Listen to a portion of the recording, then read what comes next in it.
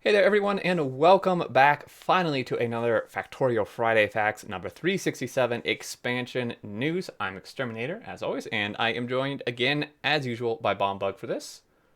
Hello, hello. How you doing today, X? Doing pretty good. Day started out okay-ish. Got a lot better when I saw this. So, Yes, some news after so long. yeah, it's basically a year on the expansion bit. So, uh, it's really really good stuff here. Just as a kind of heads up, if you haven't read this or anything, this is kind of just some, it's mostly like general information on their process and progress. There is a very very interesting little spoiler in here though, so definitely stick around for that. But as I start to say here at the beginning, it basically has been exactly a year. They posted the Friday Facts announcing they were working on expansion in February 5th of last year, and this is posted on February 4th. So, pretty long time. A little longer than I thought it would be, but not too bad. And you know that they're working on something big, so it's going to take them some time. And Yeah. they give these things some tender love and care. Oh yeah, These for things take sure. time. So yeah, they say basically a year ago, and they said we don't think that the expansion will take less than a year to develop. Well, it has been less than a year and is not finished, so we kept our word on that. So, I mean, that would be Very one thing I'd trustworthy. be fine with them breaking their word on, but uh, we know that it takes some time because they do such a good job. And it's good to hear they say that there is still a lot that they have done. So expansion news. This is actually, there's a really interesting thing in here. So they say we still don't want to be specific about many things, which makes sense. Not even the expansion name, which also makes sense because depending what the name is, that would probably give a lot away about it. Um, we can start by giving you some general idea about the scale of the project. The general goal is to make the expansion feel as big as an edition as the whole vanilla game. And that really caught me by surprise, actually. Like, I knew the expansion was going to be pretty big. I obviously expected it to be more than like some new machines or something, but basically the sound of this is that they're essentially almost making scale wise and content wise a whole second game. Yeah, that's going to be pretty large. I guess that's why they say this is why they plan to price it at $30 and put enough content to make it well worth the price. $30, that's same cost as the base game, right? Mm-hmm. Makes sense. And they do say, honestly, making the price and thus the expected scope a little bit more concrete this way motivates us to not only make enough, but also to not overshoot. So we wouldn't spend another 9 years doing it. Generally, the fact that the team size has increased, there are a lot of things in the engine that they already solved and should hopefully imply that the expansion takes way less time than the base game. Yeah, I think that's probably why they're hoping to push for effectively double the content, right? Because they do already have the base game, and yes, they're going to be adding new things along the way, but it really helps. You've seen some of their dev tools, right? All the Mm-hmm. things that help them develop. They didn't have those when they started. That's a good chunk of their dev time that is now saved that they Right. can spend on just content. Exactly. So this is really good news because whenever it does come out, we can expect a massive amount of new things and content and playtime. I mean, basically, a lot of people have thousands of hours in the base game. They basically plan to add as much content as the base game already has. So I would say you could easily expect a couple hundred hours out of the expansion. How many hours you got so far, X? On to the next section. No, I don't know, Way too many like for $30. eight or nine Let's double thousand it. hours. Yeah. Like, and honestly, $30. So if you want both, that's $60. That's a AAA game. And let's be honest. I mean, this is my opinion. In this day and age, just Factorio itself with no expansion is significantly better than like 85% of AAA games, Oh yeah. or more than 85%. So paying the price of a AAA game for like 10, 20 times the content and quality is more than fine with me. Like, I have no problem with that Oh yeah. price. I'm good with that too. So yeah, they have a 7 step plan. You want to cover these first four, and I'll get the rest. Sure. Step one, the high level plan. They decided and planned the general topics of the expansion. This is comparable to when they were deciding to add trains to the game. They knew that they wanted to control how intersections worked, and that should act as the largest scale logistics option at the time. But the details weren't laid out yet. So they've already completed that step of step one for this expansion. Step two is the basic shape.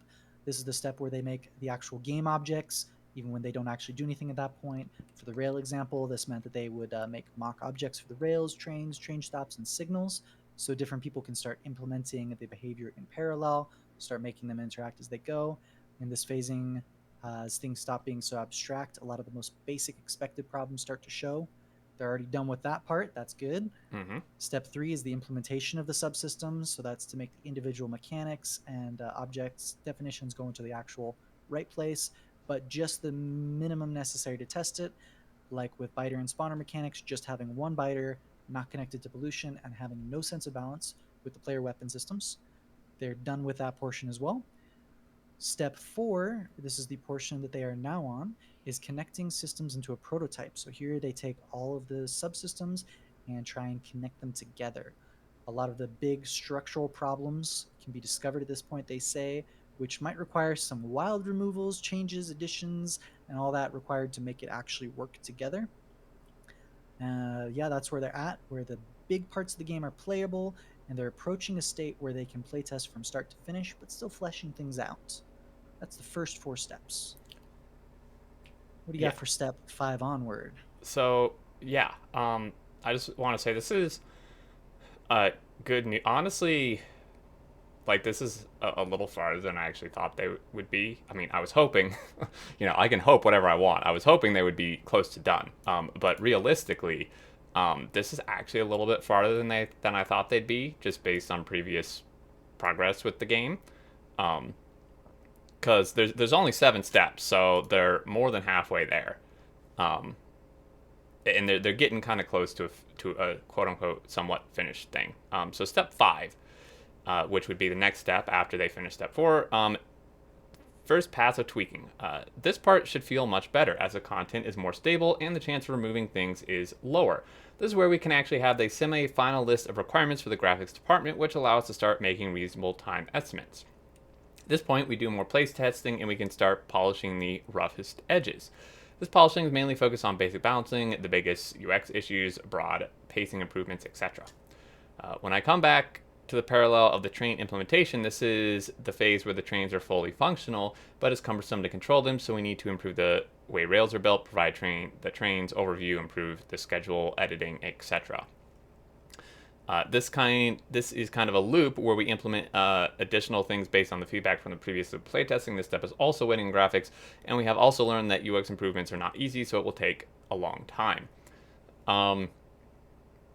So it sounds like this step 5 is probably going to be the longest step.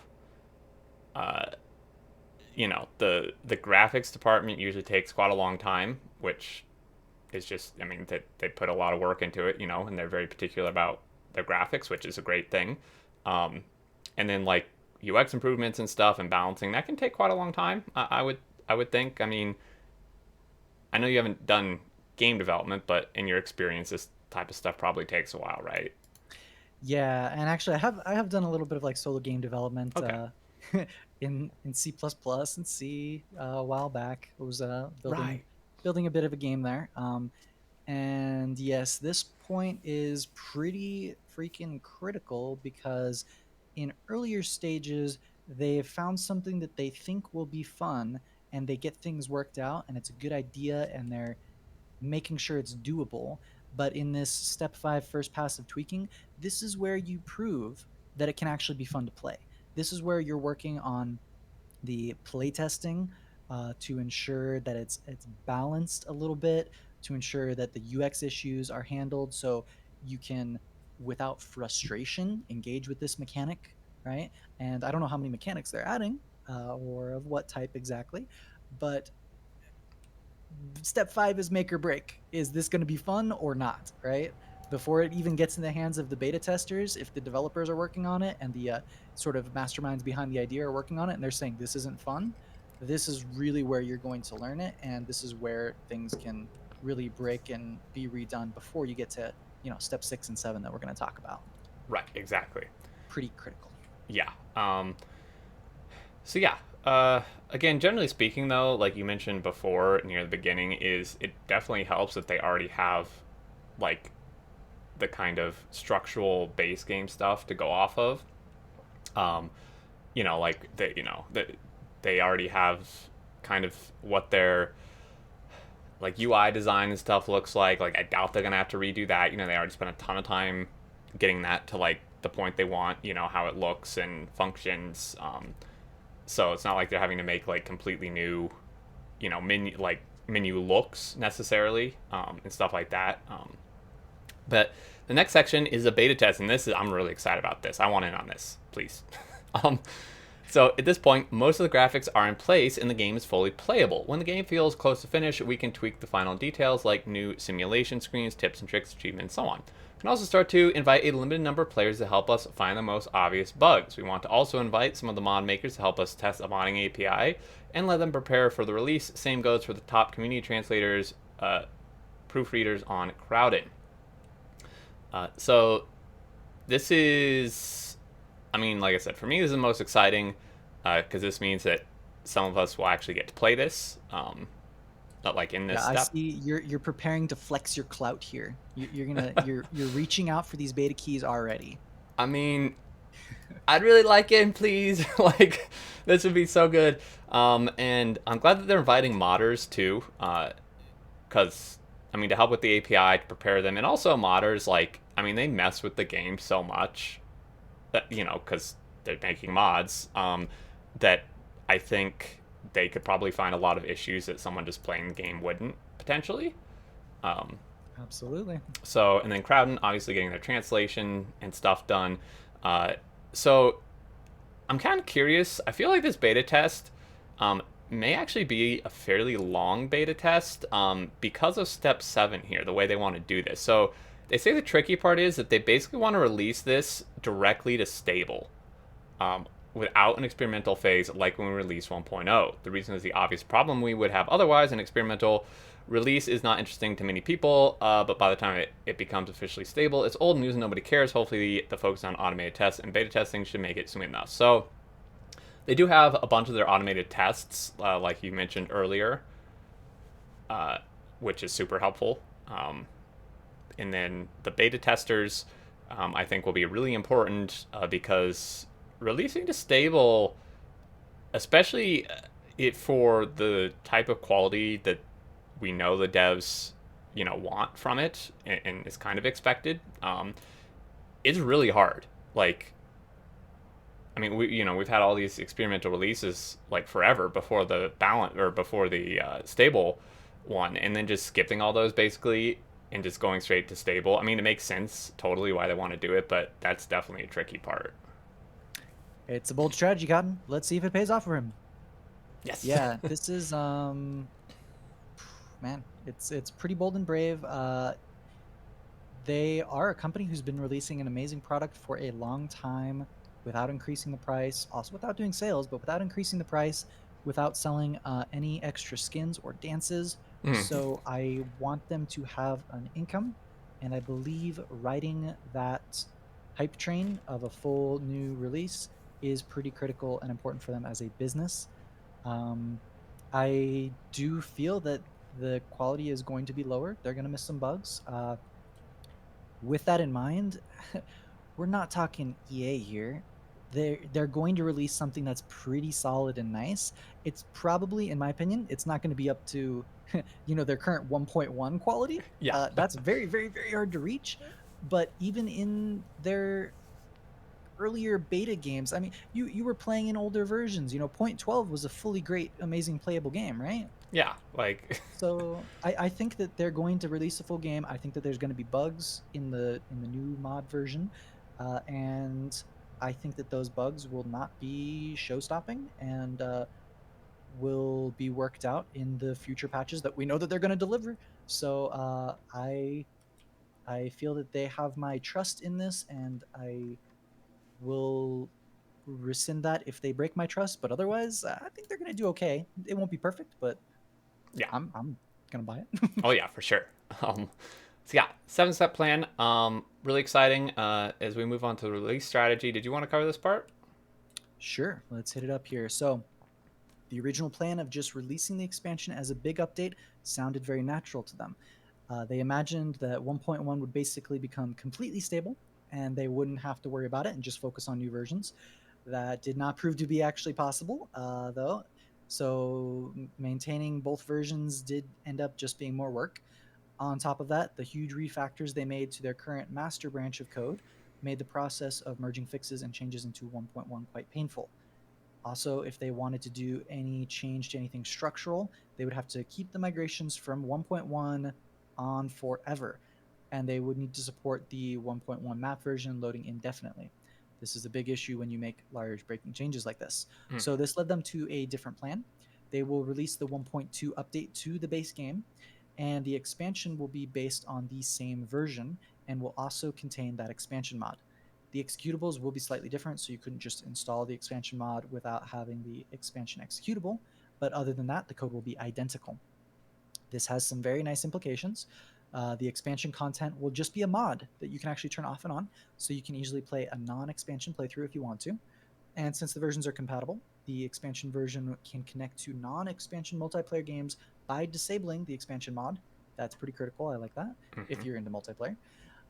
All the changes to the game, modding and scripting, API, etc., will be done just once, so they don't have to keep two versions of Lua Docs, for example. That is also very important. Lots of quality of life and other improvements they prepared for the expansion will appear for everyone. So the expansion will be more strictly about the new content and mechanics.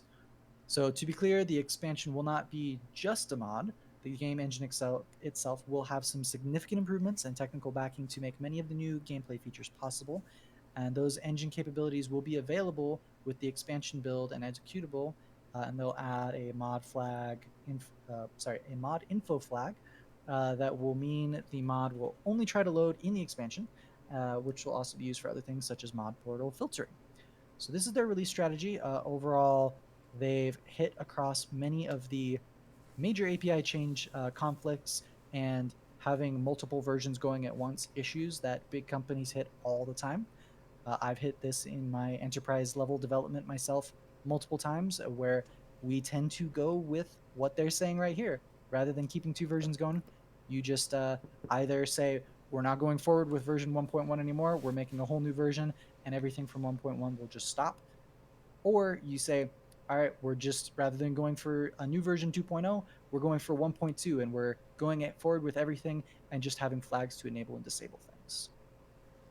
Yeah. I think it is a solid strategy as far as development goes, and I feel their pain hitting these problems initially. Yeah, for sure. Um, but yeah, it really sounds like a solid plan to me. Like you said, it touches on a lot of the issues that can occur, and they seem to be approaching it in a really good way. Um, and I like the fact that like the expansion version will be compatible with the non-expansion version. You just have to basically turn off the mod, which is super simple. Um, and so, yeah, it's very nice. They know what their players want, honestly. Yes, which is important. So now we're on to, I know finally, we are on to a little bit of teaser. The Oh yeah, the graphics tea. department. The requirements on Factorio graphics are often heavily rooted in the behavior and mechanics of entities. When the gameplay is just getting designed and tested, as we outlined in the plan above, changes and even removals are common. To avoid reworking or scrapping graphics, which take a lot of time and care to create, we try to work on things with the most solidified gameplay mechanics first, or improvements that don't change mechanics at all. So, okay, I'm not actually sure if this is a teaser. Like, I mean, I would assume so, but this kind of just seems like what is in vanilla now.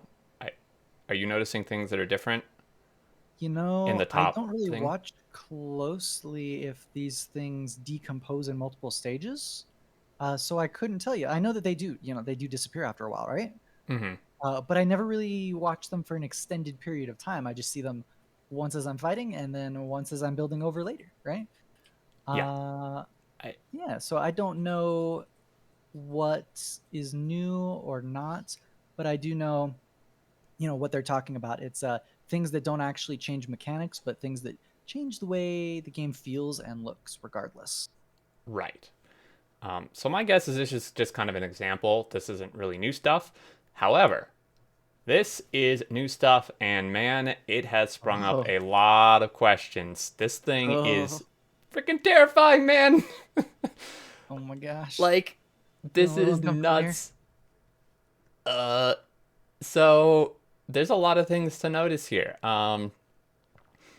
Like, there's all kind of speculation. First thought is it kind of reminds me of like Subnautica, or it looks very much like the Overlord unit from StarCraft 2, the Zerg had. Hmm. Uh, I don't know, like it looks like some sort of high mind. I mean, this is very clearly like kind of like a big brain type of thing, I would say. I don't know. What do you think about this? One thing that stuck out to me when I was initially seeing it is those sort of blue dots in the brain in a ring there. It makes me think there's some sort of technological mix of life form. I can't Mm-hmm. quite be sure, but that looks a little like some sort of implant or something to me. And so that makes me extra curious of, is something making these things, and can they stop, please? Yes. Please don't come near me. Um, there's other few observations to be made here, and a lot of people touched on this in the like forum and Reddit replies.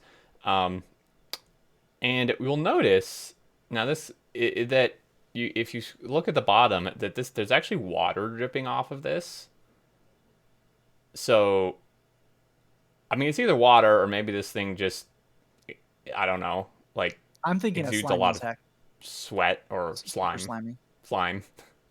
But some theories are that this is water, and that this could actually mean some sort of like aquatic gameplay is being added, Ooh. which I would be really down for. Like if they add water biters, and if there was also like they did something with surfaces and stuff, and you actually could do factory building like underwater. Um, Mm. it seems, I don't know. This doesn't really seem like space esque to me. Like this doesn't really scream like some sort of space monster.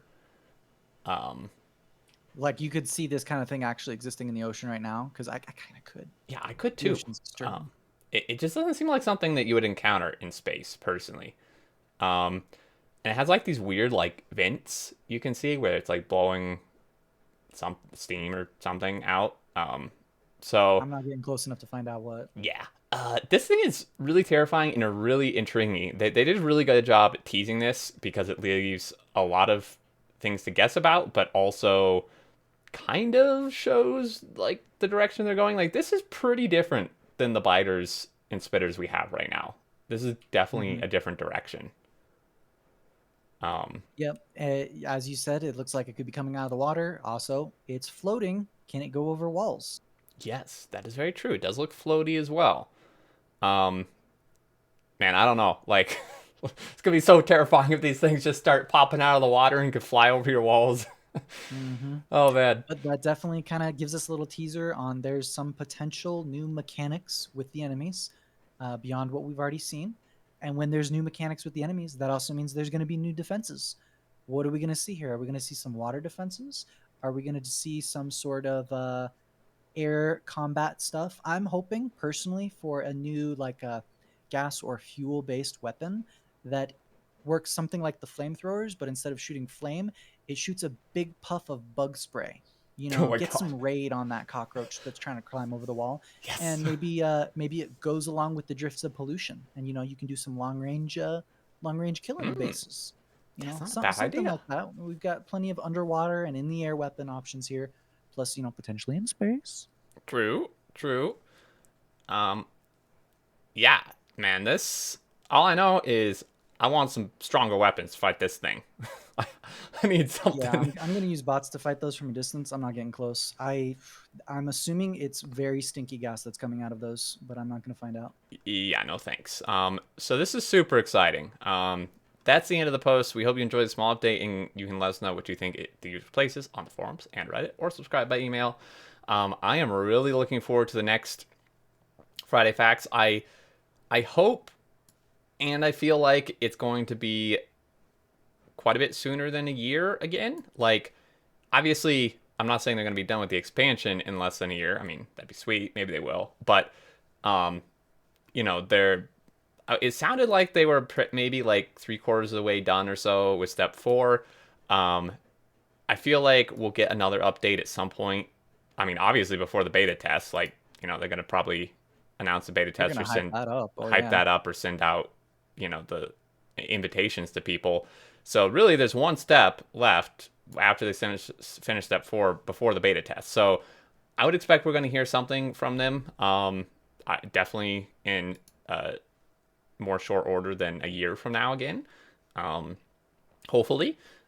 But this is extremely exciting. I'm really really happy, honestly, just in general, to hear that they didn't like disappear and abandon everything. Because it's been a while since we heard from them, and I was really kind You of do wondering what worry, was don't you? happening. You start to worry after a while. Yeah. But no, they've been hard at work, and oh man, I'm so excited. This is like, I'm really curious what's going to be added to this, and I don't know, man. I'm super excited. Yeah, it's gonna be real cool. It's gonna be just in general to a monumental event of Factorio getting an expansion. That game that's been in development for 10 years and only just recently released fully. That's gonna be real cool, and I'm pretty hyped for it. And I'm guessing you're gonna play the beta first, and I'm gonna have to wait until full release. But I'll be waiting for your videos. I'll check them on YouTube as soon as you release them. I need some of this hype for myself. Where is it at? I want to see. I want to play. Yes, yes. I'm super excited. I mean, fingers crossed I get into the beta. That would be awesome. I would love to test it and help them work out any kinks with that. And um, also, I'll be really interested if they may not even let us make content. Like, I'm not sure what that'll be Yeah. like. But yeah, this is super exciting. Thank you, devs. Thank you for keeping us updated, for the hard work. I absolutely cannot wait. And I think that'll do it. Any other last thoughts from you? That creature is disgusting, and Yes. let's kill it. Yes, please. With bigger guns. Yes. Please. All right. That's going to do it. Thank you, everyone. Please leave your thoughts down below. Would really be interested to hear what you had to say. If you enjoyed, a like is appreciated. If you're new and want to keep up with all content like this and otherwise, feel free to subscribe. And until next time, we will catch you all later. Bye-bye. Catch you later.